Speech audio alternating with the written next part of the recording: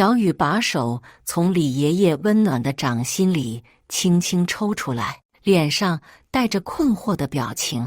这已经是他来到这个家的第6个月了，每天都是这样，老人总要牵着他的手，一牵就是好几分钟，眼神里有种说不出的依恋。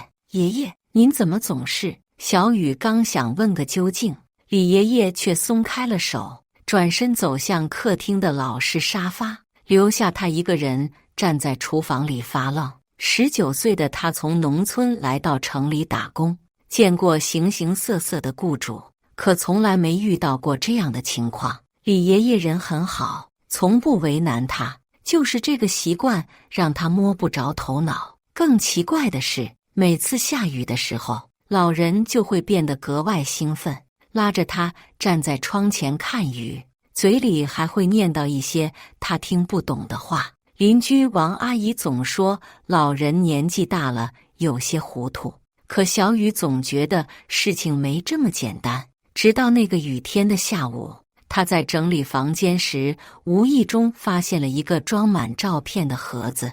看到里面的内容后，整个人都愣住了。大家好，开始今天的分享之前，希望你能给人间烟火点个订阅，我将会分享更多优质的内容。半年前，小雨背着一个破旧的帆布包，怯生生地站在李福海家的门口。他刚满19岁，瘦小的身材在宽大的衣服里显得更加单薄，一双大眼睛里写满了忐忑。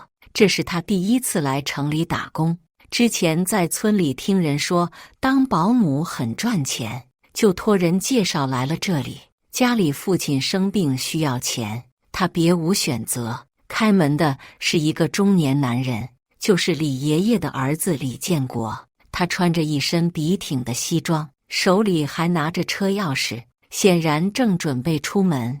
你就是家政公司介绍的小雨吧？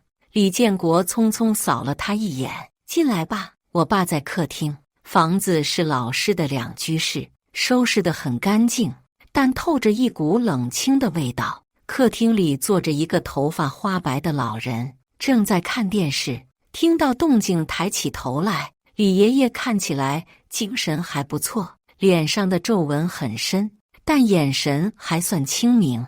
他静静地打量着小雨，目光在他脸上停留了很久。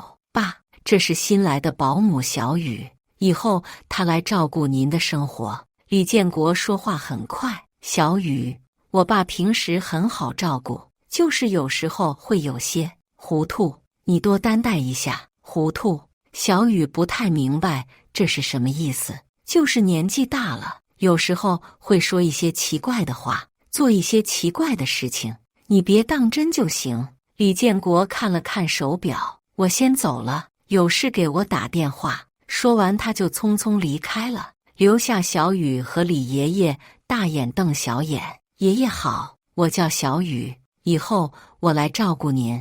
小雨鞠了个躬，声音很轻。李爷爷点点头，嘴角露出一丝笑意，但没有说话。第一天过得很平静，小雨按照之前李建国的交代，给李爷爷做了午饭，收拾了房间，陪着老人看了一会儿电视。李爷爷话不多，但很配合，让他做什么就做什么。傍晚时分，小雨在厨房准备晚饭，他正在洗菜，突然感觉背后有人，回头一看，李爷爷不知什么时候走了过来，就站在他身后。爷爷，你要喝水吗？小雨放下手里的菜，准备去倒水。李爷爷摇摇头，伸出手，轻轻握住了他的手。小雨愣住了，不知道该怎么办。李爷爷的手很温暖，握得不紧，就像长辈抚摸孩子那样轻柔。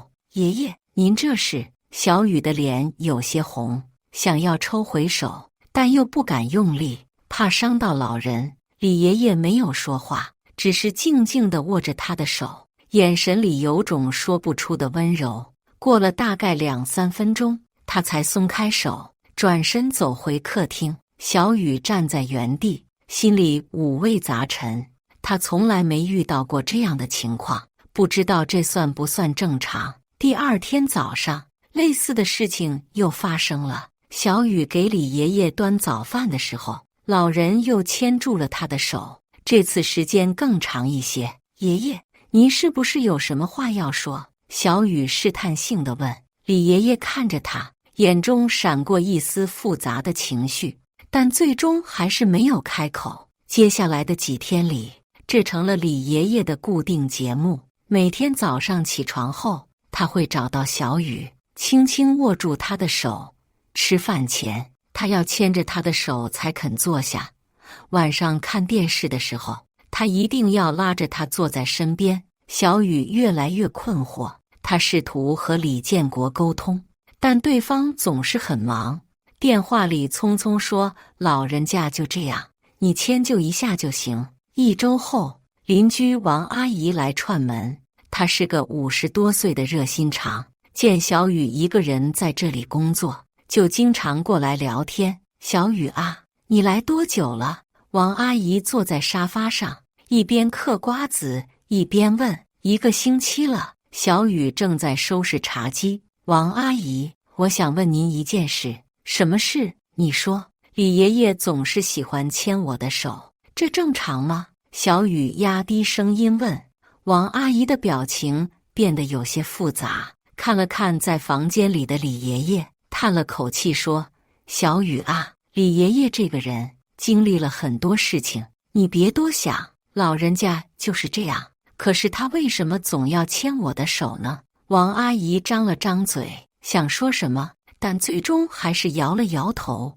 你别管那么多，好好照顾老人就行了。小雨心里更加疑惑，但王阿姨明显不想多说，她也不好追问。日子一天天过去，小雨逐渐适应了李爷爷的这个习惯。老人很温和，从来不对他发脾气，除了爱牵手这个习惯，其他方面都很好相处。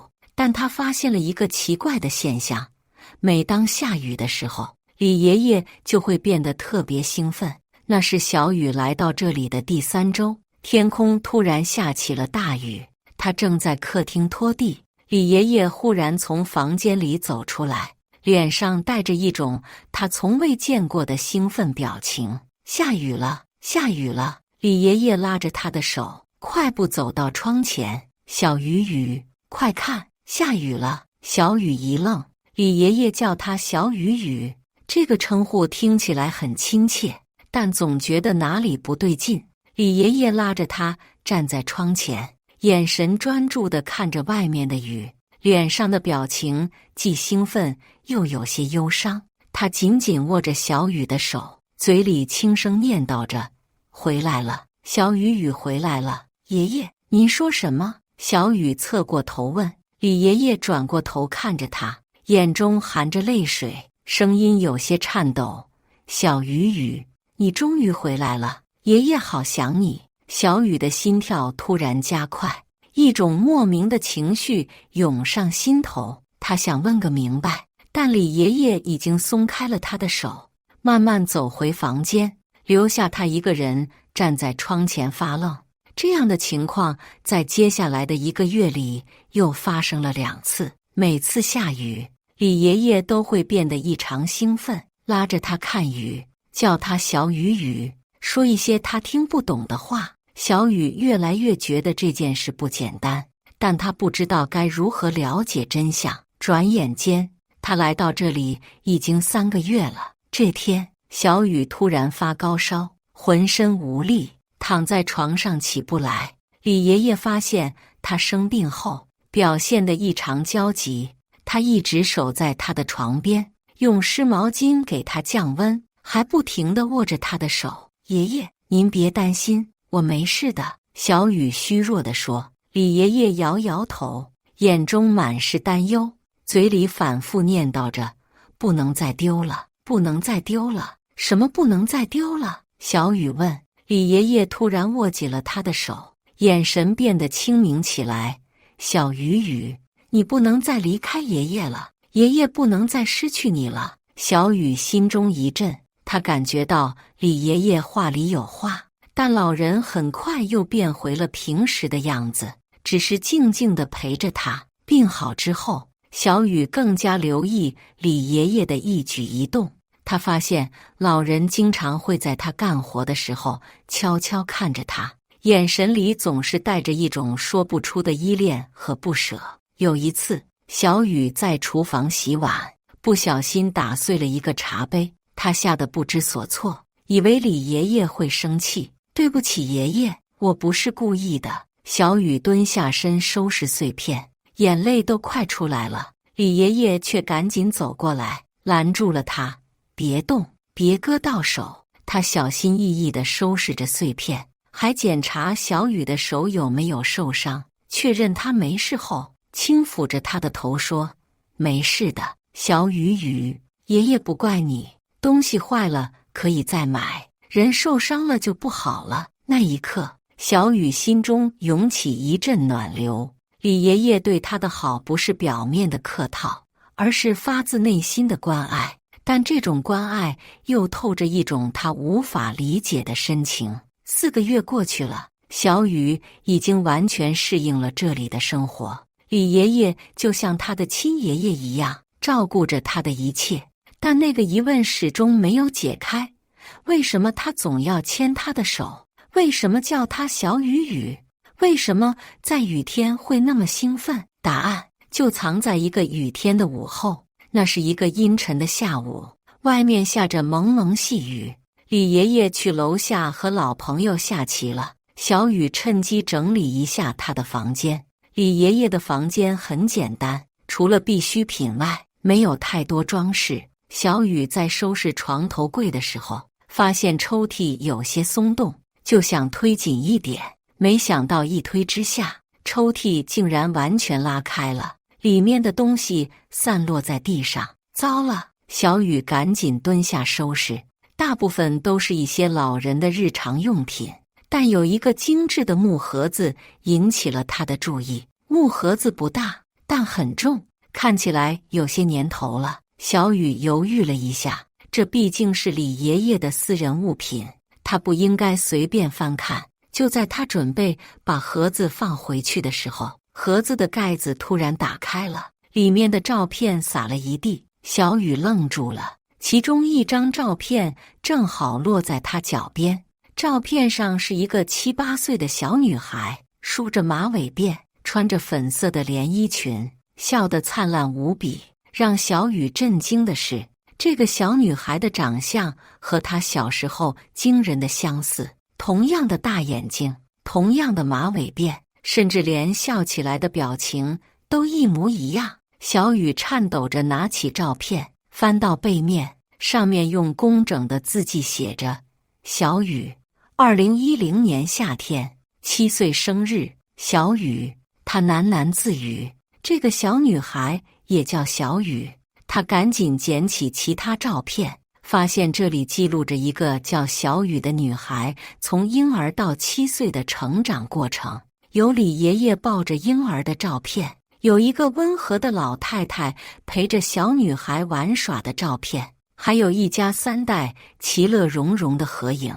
在这些照片里，李爷爷看起来年轻了很多，脸上总是带着慈爱的笑容，而那个小女孩每一张照片里都笑得很开心，眼神里充满了对这个世界的好奇和信任。小雨的手越来越抖，他终于明白为什么李爷爷总是叫他小雨，为什么总要牵着他的手，为什么在雨天会那么兴奋了。原来如此，他的声音在颤抖。就在这时，门外传来了脚步声，李爷爷回来了。小雨慌忙想要收拾照片，但手抖得厉害，照片掉了一地。小雨，你在房间里吗？李爷爷的声音从门外传来。小雨的心跳得很快，他知道被发现了。房门缓缓打开，李爷爷走了进来，看到满地的照片，整个人都愣住了。他们对视着，空气中充满了紧张的气氛。李爷爷的眼神从迷茫变得清明，然后又变得痛苦。小雨，他的声音很轻，很颤抖。你看到了？小雨点点头，眼泪不知道什么时候已经流了下来。他举起手中的照片，爷爷，这个小女孩是谁？为什么她也叫小雨？为什么她长得和我这么像？李爷爷缓缓走过来，蹲下身，捡起一张照片，那是小女孩3岁时的照片，正在院子里追蝴蝶。她是我的孙女。李爷爷的声音很轻，也叫小雨。您的孙女？小雨愣住了。那她现在在哪里？李爷爷没有回答，只是静静地看着照片，眼泪顺着脸颊流了下来。爷爷，您说话啊！她在哪里？小雨急切地问。她不在了。李爷爷的声音几乎听不见。3年前和他奶奶一起都不在了。这句话如同晴天霹雳，小雨彻底愣住了。他终于明白了一切。为什么李爷爷总是牵着他的手？为什么叫他小雨雨？为什么会在雨天格外兴奋？为什么会说不能再丢了？原来他把她当成了那个已经不在人世的孙女。房间里安静的可怕，只能听到2个人的呼吸声。小雨跪坐在地上，手里还拿着那张照片，眼泪止不住的流。爷爷，他的声音哽咽了。对不起，我不应该翻您的东西。李爷爷摇摇头，慢慢坐在床边。不怪你，是我。他停顿了很久。是我糊涂了。他是怎么？小雨不敢问完整，怕触碰到老人心中的痛处。李爷爷看着窗外的雨，声音很轻很轻。3年前的一个雨天，小雨和他奶奶一起去买菜。那时候他刚满7岁，特别喜欢下雨天，总说雨滴像跳舞一样。他的声音在颤抖。我本来要和他们一起去的，但临时有个老同事来访，就让他们先走了。谁知道，小雨听着，心如刀绞。他能想象到那是怎样的痛苦。车祸很突然，他们走的时候都没有痛苦。李爷爷继续说，从那以后，我就经常糊涂，总觉得小雨还在，还会回来。医生说我是受刺激太大，得了那个什么病，阿尔茨海默症。小雨轻声问。对，就是这个。李爷爷点点头。儿子想把我送到养老院，但我不愿意去，我怕万一小雨回来了，找不到爷爷怎么办？小雨的眼泪流得更凶了。他想象着一个孤独的老人，每天等着永远不会回来的孙女，心中的痛苦无法言喻。后来你来了。李爷爷转过头看着他，眼神里有种说不出的温柔。你也叫小雨，长得也那么像他小时候。我知道你不是他，但是您希望我是他，对吗？小雨轻声问。李爷爷点点头，眼泪再次流了下来。我知道这样不对，会给你造成困扰，可是每次看到你，我就觉得我的小雨雨回来了。小雨放下照片，走到李爷爷身边，轻轻握住了他的手。爷爷，您没有做错什么，我这个老头子真是糊涂了。李爷爷自嘲地笑了笑，把你当成了他，还总是牵你的手，你心里一定觉得这个老头很奇怪吧？不，小雨摇头，我觉得您是世界上最好的爷爷。李爷爷愣住了，不敢置信地看着他。这几个月来，您对我的好我都记在心里。小雨认真地说，您从来不对我发脾气，总是关心我吃得好不好，睡得好不好。我生病的时候，您比我还着急。您把我当成了您的孙女，但您给我的爱是真的。小雨，我知道我不是您真正的孙女，但如果您愿意，我想继续留在这里照顾您。小雨握紧了李爷爷的手。我也想有个这么好的爷爷。李爷爷彻底愣住了，他没想到这个19岁的女孩会这样说。这时，门外响起了敲门声，王阿姨的声音传来：“李大哥，在家吗？”小雨和李爷爷对视一眼，小雨去开了门。小雨，你怎么哭了？王阿姨一进门就发现了她红肿的眼睛。王阿姨，您能告诉我关于李爷爷孙女的事情吗？小雨直接问道。我想知道真相，王阿姨看了看房间里的李爷爷，又看了看地上的照片，叹了口气：“你都知道了，知道一些，但不全。”王阿姨坐下来，神情变得沉重：“小雨啊，李爷爷的孙女真的很像你，不只是长相，连性格都很像。她很懂事，很善良，就像你一样。她是个什么样的孩子？活泼可爱，特别聪明。”王阿姨的眼中也有了泪花。她最喜欢下雨天，每次下雨都要拉着爷爷奶奶看雨。她说雨滴是天空在跳舞，特别好看。小雨明白了，难怪李爷爷每次下雨都那么兴奋。他还特别孝顺，虽然才7岁，但总是帮着奶奶做家务，陪着爷爷聊天。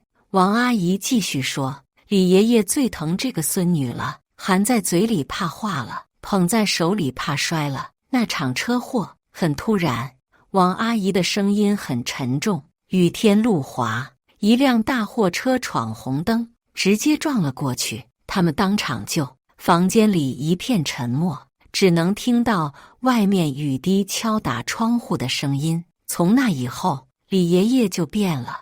王阿姨擦了擦眼泪，她总是在等孙女回家，每天都要给她留饭，有时候会跟空气说话，好像孙女就在身边一样。医生说是受刺激太大，得了认知障碍症。虽然日常生活没问题，但经常会分不清现实和回忆。小雨听着，心中五味杂陈。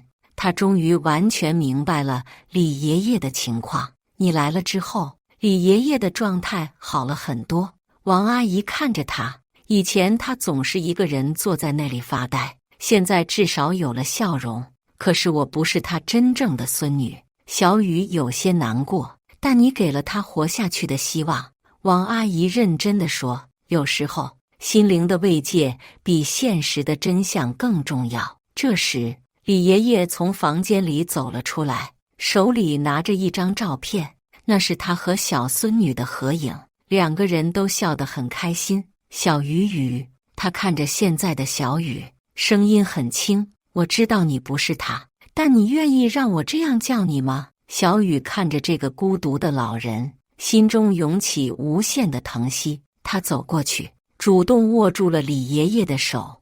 当然可以，爷爷。李爷爷的眼中重新有了光芒，他小心翼翼地握着小雨的手，就像握着世界上最珍贵的宝物。那我们就这样约定好了。小雨认真地说，我虽然不是您真正的孙女，但我会像她一样陪着您，照顾您。谢谢你，小雨雨。李爷爷的声音颤抖着，谢谢你愿意陪着爷爷。王阿姨在一旁看着这一幕，眼中满是欣慰。她知道这个19岁的女孩用她的善良和理解，给了一个孤独老人最大的慰藉。窗外的雨还在下着，但房间里充满了温暖。小雨坐在李爷爷身边，听他讲述关于小孙女的回忆，每一个细节都那么珍贵。他最喜欢吃我做的蛋炒饭，李爷爷说，总说爷爷做的最香。那您明天教我做好吗？小雨问。我想学会他喜欢的味道。李爷爷点点头，眼中满是感激。从那天开始，小雨的身份发生了微妙的变化。她不再只是一个保姆，而是这个家里真正的一员。李爷爷依然会牵她的手，但现在这个动作里多了一份相互理解的温暖。每当下雨的时候，小雨会主动陪李爷爷站在窗前看雨，听他讲述关于小孙女的故事。他了解到，那个叫小雨的女孩确实很特别，聪明、善良、孝顺，是李爷爷心中永远的宝贝。李建国后来知道了这件事，本来想要换个保姆，担心会给小雨造成心理负担，但小雨主动要求留下来。他说，这不是负担，而是一种缘分。